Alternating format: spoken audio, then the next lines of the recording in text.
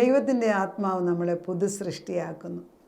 Holy Spirit makes us a renewed person. പരിശുദ്ധാത്മാവ് നമ്മളെ പുതുസൃഷ്ടിയാക്കുന്നു. നമുക്ക് വചനമുണ്ട് 2 കൊരിന്ത്യർ 5:17.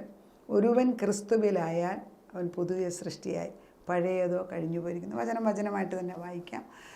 വചനമായിട്ട് വായിക്കുന്നത് വളരെ പ്രധാനമാണ്. കാണാതറിയാവുന്നത് പറയുന്നത് വേറൊരു കാര്യം. പക്ഷേ വചന ബുക്കിൽ നിന്നെടുത്ത് വായിക്കുമ്പോൾ അതിന് 7 ഇരട്ടി ശക്തിയുണ്ട്. അതുകൊണ്ട് ഇടയ്ക്കിടയ്ക്ക് ഈ വചനം വായിപ്പിച്ചിട്ട് പ്രസംഗം പറയിപ്പിക്കുന്നത് ഒരു കണക്കിന് നല്ലതാണ്. നമ്മൾ ചിലപ്പോൾ വിചാരിക്കുക സമയമില്ലല്ലോ, പക്ഷേ കുറച്ചേ ഉള്ളെങ്കിലും വചനം എടുത്ത് തന്നെ വായിപ്പിക്കണം. 2 കൊരിന്ത്യർ 5:10. ഒരുത്തൻ ക്രിസ്തുവിലായാൽ അവൻ പുതിയ സൃഷ്ടി ആകുന്നു, പഴയത് കഴിഞ്ഞ് പോയി, ഇതാ അത് പുതുതായി തീർന്നിരിക്കുന്നു. ഇതാണ് നമ്മളെ പഠിപ്പിക്കുന്നത്. ഒരുവൻ ക്രിസ്തുവിലായാൽ അവൻ പുതിയ സൃഷ്ടി. പിന്നെ പഴയതില്ലെന്ന്. നമുക്ക് ഈ പഴയത് മറക്കാൻ പ്രത്യേക കൃപ വേണം. അയ്യോ, ചിലരുടെ ഹൃദയങ്ങളിൽ എത്ര വർഷത്തെ മറ്റുള്ളവർ ഉപദ്രവിച്ചത് ഇങ്ങനെ കണക്ക് കൂട്ടി വെച്ചിരിക്കും. ചില വീടുകളിൽ വഴക്കുണ്ടാകുന്നുണ്ടെ അന്ന് കൊച്ചിലെ തൊട്ട് കല്യാണം കഴിച്ച ദിവസം വന്ന നാൾ തൊട്ട് ഇന്ന് വരെയുള്ളതെല്ലാം വിളിച്ച് പറയുന്നത് കേൾക്കാം. പിന്നെ അങ്ങോട്ടും ഇങ്ങോട്ടും കീരിയും പാമ്പും പോലെ ജീവിക്കുന്നത് എത്ര കുടുംബങ്ങൾ. ഈ അടുത്തിടെ തന്നെ ഒരു ഫാമിലിയിൽ ഒരു വിളിച്ചേച്ച് വളരെ സങ്കടമായിട്ട് വിളിച്ചു പറഞ്ഞു. കൊച്ചെന്നോട് വിളിച്ചു പറഞ്ഞു, എൻ്റെ പഴയത് എനിക്ക് എൻ്റെ കൊച്ചിലെ തൊട്ടുള്ളത് ഇദ്ദേഹം വിളിച്ചു പറയാൻ തുടങ്ങിയിട്ടുണ്ടെന്ന്. എനിക്ക് വലിയ സങ്കടം തോന്നിയത് കേട്ടപ്പോഴും. Is that the time? അങ്ങനെയാണോ നമ്മൾ ചെയ്യേണ്ടത്? പഴയത് മറക്കണ്ടേ? പുതുസൃഷ്ടി ആകണ്ടേ? ഇതൊക്കെ ദൈവത്തിൽ ചെയ്യാനൊക്കത്തുള്ളൂ. നമ്മൾ മറക്കാൻ ദൈവത്തോട് ചോദിച്ച് വാങ്ങിക്കണം. എന്നാൽ നല്ലതൊട്ട് ഓർക്കത്തുമില്ല. ഒരു പ്രയാസം വരുമ്പോൾ അഴുക്ക് തന്നെ അടുക്കി വെച്ചിരിക്കുന്ന ഇങ്ങനെ പൊങ്ങി വരും. അപ്പം നമ്മൾ ചിലരോട് നമ്മൾ ക്ഷമിച്ചെന്നൊക്കെ പറയും. ചുമ്മാതാ.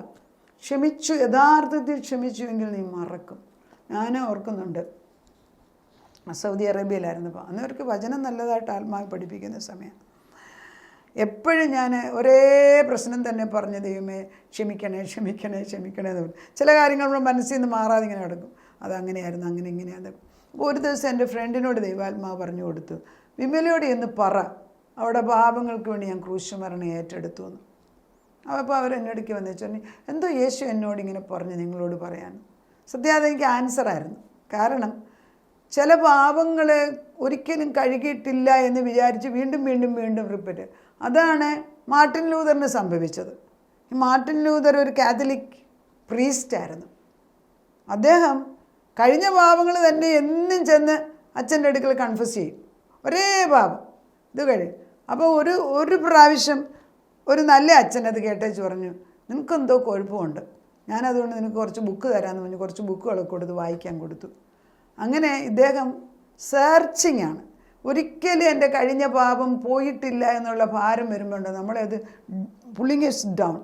അങ്ങനെ ഇദ്ദേഹം വേദപുസ്തകം വായിക്കാൻ തുടങ്ങി. വേദപുസ്തകം വായിച്ചുകൊണ്ടിരുന്നപ്പോൾ ഒരു ദിവസം അറിഞ്ഞോ അറിയാതെ റോമർക്ക് എഴുതിയ ലേഖനം. അദ്ദേഹം വേദപുസ്തകം ഒന്നും എല്ലാവർക്കും വായിക്കാൻ അവകാശമില്ല.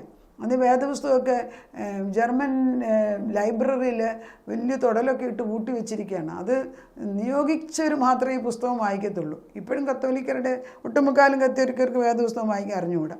അറിയുമെങ്കിൽ നല്ലത് തന്നെ. ഞാൻ കുറ്റമായിട്ടല്ല പറയുന്നത്. ബിക്കോസ് അവർ അച്ഛന്മാർ പറയുന്നത് മാത്രം അങ്ങ് കണ്ണടച്ചങ്ങ് വിശ്വസിക്കുകയാണ്. എന്നാൽ ഈ മാർട്ടിൻ ലൂതർ ഇത് വായിച്ചു കഴിഞ്ഞപ്പം, റോമർക്ക് എഴുതിയ ലേഖനം വായിച്ചു കഴിഞ്ഞപ്പോൾ അതിലൊരു വാക്യം അദ്ദേഹത്തിനെ വല്ലാതെ ടച്ച് ചെയ്തു. റോമർക്ക് എഴുതിയ ലേഖനം 1:17. അപ്പോൾ അദ്ദേഹം അത് വായിച്ചത് ഇങ്ങനെയാണ്. ഞാൻ അടുത്ത് വായിക്കാം. 1:17. അതിൽ ദൈവത്തിൻ്റെ നീതി വിശ്വാസം ഹേതുവായും വിശ്വാസത്തിനായിക്കൊണ്ടും വെളിപ്പെടുന്നു. അത്ര ആയിരിക്കട്ടെ. നീതിമാൻ വിശ്വാസത്താൽ ജീവിക്കും എന്ന് എഴുതിയിരിക്കുന്നത്. ഒരൊറ്റ വാക്യം, നീതിമാൻ വിശ്വാസത്താൽ ജീവിക്കും. അത് ഇദ്ദേഹത്തിന് ടച്ച് ചെയ്തു. അത് റെവല്യൂഷണറൈസ് ചെയ്തു. ആ നീതിമാൻ വിശ്വാസം കൊണ്ടാണ് ജീവിക്കുന്നത്. വിശ്വാസം എന്തുവാ? വിശ്വാസം നാശിക്കുന്നതിനെക്കുറിച്ചുള്ള ഉറപ്പ്, കാണാത്തതിനെക്കുറിച്ചുള്ള നിശ്ചയം. എന്താ നിശ്ചയം? ദൈവവചനം. ക്രിസ്തു നമുക്ക് വേണ്ടി വന്നു, ക്രൂശിന്മേൽ കയറി നമ്മുടെ പാപം ഏറ്റെടുത്തു, രോഗം ഏറ്റെടുത്തു, ശാപം ഏറ്റെടുത്തു. ഇനിയും കർത്താവിൻ്റെ രണ്ടാമത് നീ ക്രൂശീകരിക്കേണ്ട ആവശ്യമില്ലെന്ന്. You should not hit the rock twice. പിളർന്ന പാറ ഒന്നാമത് പിളർന്നു കഴിഞ്ഞിരിക്കുന്നേ. അതിനെ ഇനി അടിച്ച് രണ്ടാമതൊന്നും കൂടെ ക്രൂസിഫൈ ചെയ്യേണ്ട അധികാരം നിനക്കില്ല. അപ്പോൾ ഈ ഒരേ പാപം തന്നെ വീണ്ടും ചെന്ന് കൺഫസ് ചെയ്തുകൊണ്ട് ഇപ്പം അവിടെയുള്ള സീനിയർ ബാച്ചിനെ മനസ്സിലായി ഇവനെന്തോ കുഴപ്പമുണ്ടെന്ന്. അതുകൊണ്ട് അദ്ദേഹം ബുക്ക് വായിക്കാൻ സമ്മതിച്ചു, ബുക്കുകൾ വായിക്കാൻ തുടങ്ങി. ഈ ഒരു വാക്യം, അങ്ങനെയാണ് മാർട്ടിൻ ലൂതർ പ്രൊട്ടസ്റ്റന്റ് സഭ തുടങ്ങിയത്. എന്നും ഈ പാപമോചനത്തിന് വേണ്ടി കാശ് കൊണ്ട് കൊടുക്കുക, പാപമോചനത്തിന് വേണ്ടി, പാപപരിഹാരത്തിന് വേണ്ടി മറ്റുള്ളവരുടെ അപ്രൂവൽ വാങ്ങിക്കുക എന്നും ഇത് ചെയ്തുകൊണ്ടിരുന്ന എന്നാ നീ വളരുന്നത്? നമുക്കുണ്ടോ ഈ സ്വഭാവം? നമ്മളത് മാറ്റേണ്ടിയിരിക്കുന്നു. കർത്താവ് നമ്മുടെ പാപത്തെ ഒരു പ്രാവശ്യം കൺഫസ്, കർത്താവ് എന്നോടും പറഞ്ഞിട്ടുണ്ട്, നീ എപ്പോഴും ഒന്നും പറഞ്ഞുകൊണ്ട് വരേണ്ട ആവശ്യമില്ല, ഞാൻ നിനക്ക് വേണ്ടി ക്രൂശ് മരണം ഏറ്റെടുത്തല്ലോ. അത് നമ്മൾ മനസ്സിലാക്കി കഴിയുമ്പം ദ ലിബറേഷൻ, അതായത് ആ ടൈമിലാണ് ഈ അകത്തെ പ്രാവിന് ചിറക് വെക്കാൻ തുടങ്ങുന്നത്. പിന്നെ നമ്മൾ പരിപോഷിക്കണം. അതായത് പ്രാവും കുഞ്ഞകത്തിരിക്കുന്നതെങ്കിലും ഇതിന് വളർച്ചയ്ക്ക് വേണ്ട ഭക്ഷണം ഇട്ട് കൊടുക്കണം. എന്നിട്ട് കുറച്ച് കഴിയുമ്പോൾ ഈ പ്രാവ് വലുതായി വരും. കുറച്ച് കഴിയുമ്പോൾ വേണമെങ്കിൽ പ്രാവ് മാറിയിട്ട് ഈകളായി മാറും. പറക്കണം. പറന്ന് ദൈവസന്നിധിയിൽ കടന്നെല്ലാം ദൈവം ആഗ്രഹിക്കുന്നു. ഇന്നും കോഴിയുടെ കൂട്ട് താഴോട്ട് നോക്കിയിരുന്ന് എങ്ങനെയാണ് ജീവിക്കുന്നത്? അപ്പോൾ പിതാവാം ദൈവം, പുത്രനാം ദൈവം, പരിശുദ്ധാത്മാവും ദൈവം, തൃത്വം നമ്മുടെ കൂടെ വസിക്കുകയാണ്. എപ്പോഴും പരിശുദ്ധാത്മാവിനെ ദൈവം തന്നു കഴിഞ്ഞിരിക്കുന്നു. പെന്തക്കോസ്തി ദിവസം തൊട്ട് പരിശുദ്ധാത്മാ ഭൂമിയിലുണ്ട്. പഴയ നിയമത്തിൽ പരിശുദ്ധാത്മാ അങ്ങനെ പ്രവർത്തിക്കത്തില്ലായിരുന്നു. വന്നു ക്രിയ ചെയ്യും പോകും. പുതിയ നിയമത്തിൽ പരിശുദ്ധാത്മാ ശരീരമാണ് എന്നിൽ വസിക്കുന്നു, ഞാനാണ് മന്ദിരം. ഈ മന്ദിരത്തിനകത്ത് വസിക്കുന്ന യേശു, അതിന് ഡോക്ടർ ഒരു എക്സാമ്പിൾ പറയുന്നത് കേട്ടു. പണ്ട് കാലത്ത് ഇങ്ങനെ ഇതുപോലത്തെ വെട്ടമൊന്നും ലൈറ്റൊന്നും ഇല്ലാത്ത കാലം. അന്ന് ഒരു നല്ല മനുഷ്യനൊരു വലിയ പള്ളി പണിത് കൊടുത്തു. ആ വലിയ പള്ളി പണിത് കൊടുത്തിട്ട് അവിടെയുള്ള വില്ലേജിലുള്ള എല്ലാവരെയും വിളിപ്പിച്ചു.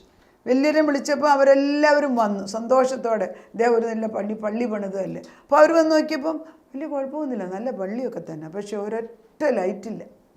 അപ്പോൾ അദ്ദേഹം ചോദിച്ചു, അവരെല്ലാവരും കൂടെ ചോദിച്ചു, ഇതെന്താണ് ഇതിനകത്ത് ഈ പള്ളി പണിതിട്ട് ഇതിനകത്തൊരു ലൈറ്റും ഇല്ല, ഒന്നും വെച്ചിട്ടും ഇല്ല. അപ്പോൾ അദ്ദേഹം എന്ത് ചെയ്തു, എല്ലാവർക്കും ഓരോ വിളക്ക് കൊടുത്തു കയ്യിൽ. അന്ന് വിളക്ക് നമ്മൾ ഈ റാന്തൽ വിളക്കില്ലേ, അതുപോലെ കൊടുത്തു വിട്ടു. കൊടുത്തേച്ച് അദ്ദേഹം പറഞ്ഞു, നിങ്ങൾ ഓരോരുത്തരുമാണ് ഈ പള്ളിയുടെ വിളക്ക്. നിങ്ങളെപ്പോൾ വരുന്നോ ആ വിളക്ക് ഇവിടെ കത്തിക്കുമ്പോൾ അവിടം വെളിച്ചമാകും. കറക്റ്റല്ലേ? നമ്മൾ ഓരോരുത്തരും അല്ലേ ദൈവത്തിൻ്റെ വിളക്കുകൾ. ഏതായാലും കെട്ടിടത്തിന് ദൈവത്തിൻ്റെ മഹത്വം വിളിച്ചു പറയാനൊക്കത്തില്ല, അതിനെ ശ്രദ്ധിക്കാനുള്ള അവകാശം ഇപ്പം കൊടുത്തിട്ടില്ല. ഒരു കാലത്ത് അവർ പറയുമെന്ന് ദൈവം പറഞ്ഞിട്ടുണ്ട്, പക്ഷെ ഇപ്പോൾ ഇല്ല. പറയേണ്ട ജോലി നമുക്ക്. അത് ദൂതന്മാരുടെ ജോലി പോലും അല്ല. ദൂതന്മാർ ദൈവത്തിൻ്റെ സുവിശേഷം വിളിച്ച് പറയുന്നില്ല. ആ ജോലി നമുക്കാണ് തന്നിരിക്കുന്നത്. ഒരുവൻ ക്രിസ്തുവിലായാൽ അവൻ പുതിയ സൃഷ്ടി. ആത്മാവ്, പ്രാണന് എല്ലാം രൂപാന്തരപ്പെടുക. പഴയതൊന്നും ഇല്ലെന്ന്. അപ്പോൾ പരിശുദ്ധാത്മാവ് വരുമ്പം ഇക്കത്തിന് ഒരു അടുക്കും ചിട്ടയുമാണ്. ഈ പരിശുദ്ധാത്മാവിനെക്കുറിച്ച് പഴയ നിയമത്തിൽ 88 പ്രാവശ്യം, പുതിയ നിയമത്തിൽ ഏകദേശം 27 ബുക്കിൽ 264 പ്രാവശ്യം, എല്ലാം കൂടെ ഏകദേശം 332 പ്രാവശ്യം പരിശുദ്ധാത്മാവിനെക്കുറിച്ച് തന്നെ വ്യക്തമായിട്ട് എഴുതിയിരിക്കുന്നു.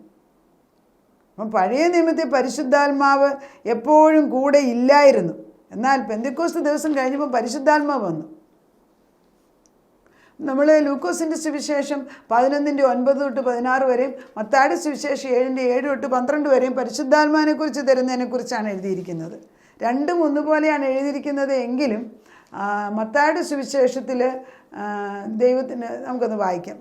ലൂക്കോസിൻ്റെ സുവിശേഷം, ലൂക്കോസിന് 11:9 തൊട്ട്, അത് തന്നെയാണ് മത്തായിയുടെ സുവിശേഷം 7 എഴുതിയിരിക്കുന്നത്. ദൈവം നമ്മുടെ കൂടെ അങ്ങ് നിൽക്കുകയാണ്. സ്നേഹത്തിൻ്റെ ആത്മാവിൽ അങ്ങനെ നമ്മളെ അങ്ങ് കൊണ്ട് നടക്കുക. 11:9 ഇങ്ങനെയാണ് വായിക്കുന്നത്. യാചിപ്പീൻ എന്നാൽ നിങ്ങൾക്ക് കിട്ടും, അന്വേഷിപ്പീൻ എന്നാൽ നിങ്ങൾക്ക് കണ്ടെത്തും, മുട്ടുവീൻ എന്നാൽ നിങ്ങൾക്ക് തുറക്കും. യാചിക്കുന്നവന് ഏവനും ലഭിക്കുന്നു, അന്വേഷിക്കുന്നവൻ കണ്ടെത്തുന്നു, മുട്ടുന്നവന് തുറക്കുമെന്ന് ഞാൻ നിങ്ങളോട് പറയുന്നു. എന്നാൽ നിങ്ങളിൽ ഒരു അപ്പനോട് മകൻ അപ്പം ചോദിച്ചാൽ അവന് കല്ല് കൊടുക്കുമോ? അല്ല, മീൻ ചോദിച്ചാൽ മീനിന് പകരം പാമ്പിനെ കൊടുക്കും, മുട്ട ചോദിച്ചാൽ തേളിനെ കൊടുക്കും.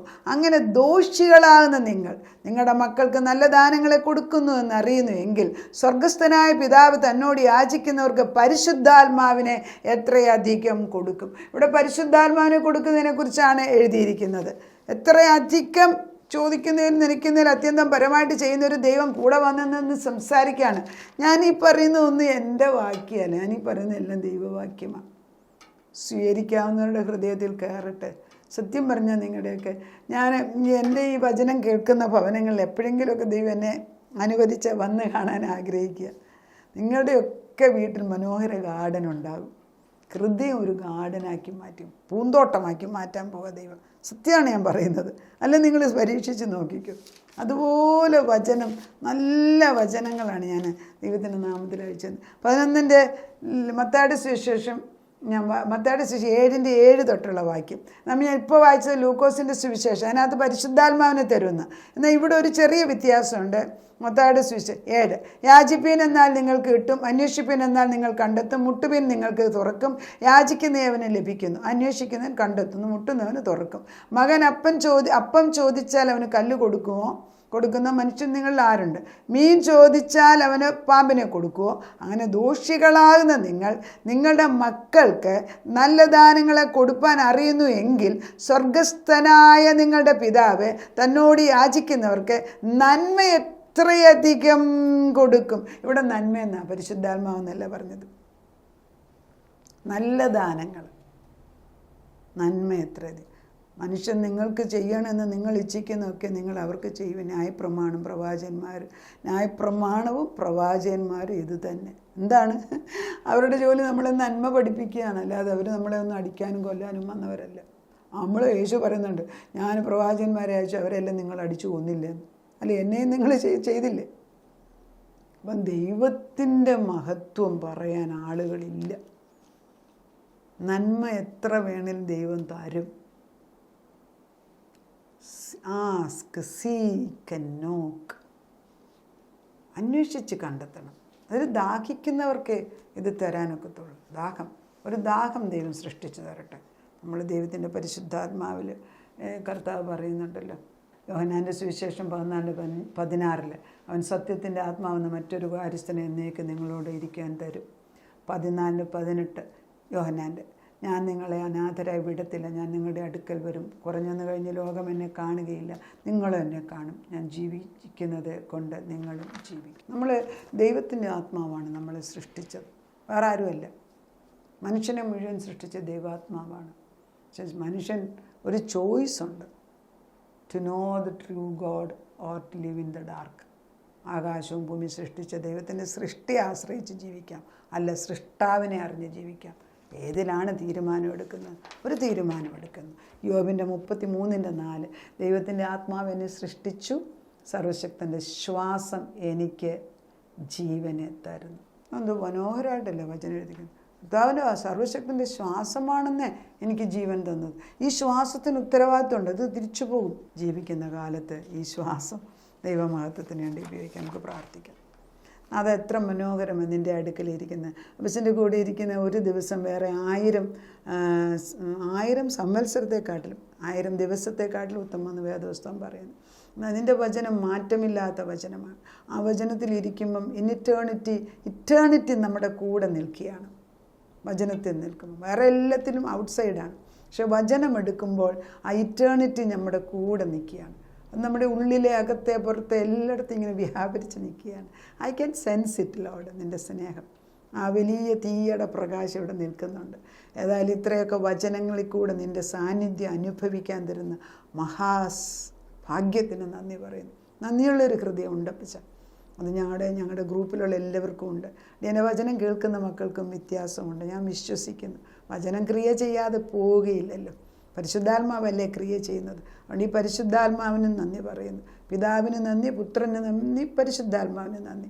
ഇത്ര വിശുദ്ധമായൊരു ദൈവത്തിൻ്റെ ശുശ്രൂഷ, ദൈവത്തിൻ്റെ വചനം എടുത്ത് പറയാൻ അടിയങ്ങളെ എടുത്ത് ഉപയോഗിക്കുന്നതിന് നന്ദി പറയുന്നു. കേൾക്കുന്ന ഓരോരുത്തരും ഇത് പകർന്നു കൊടുക്കട്ടെ അപ്പച്ച, പകർന്നു കൊടുക്കട്ടെ.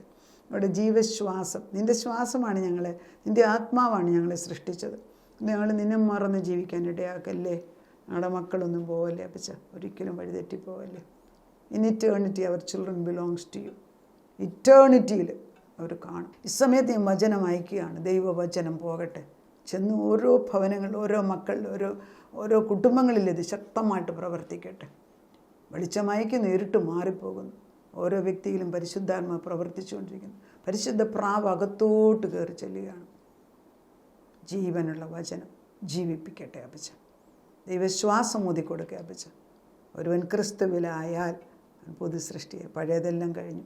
2 കൊരിന്ത്യർ 5:17 വ്യക്തമായിട്ട് നീ പറഞ്ഞ് പഠിപ്പിച്ചല്ലോ. നാഥൻ ഞങ്ങളെ പുതു സൃഷ്ടിയാക്കിയതിന് നന്ദി പറയുന്നു. പ്രാർത്ഥന കേൾക്കുക തന്നെയല്ല, ഞങ്ങളുടെ കൈക്ക് പിടിച്ച് ബലപ്പെടുത്തുന്നതിന് നന്ദി പറയും. യേശു ക്രിസ്തുവിൻ്റെ പൊന്നുനാമത്തിൽ തന്നെ ആമേൻ.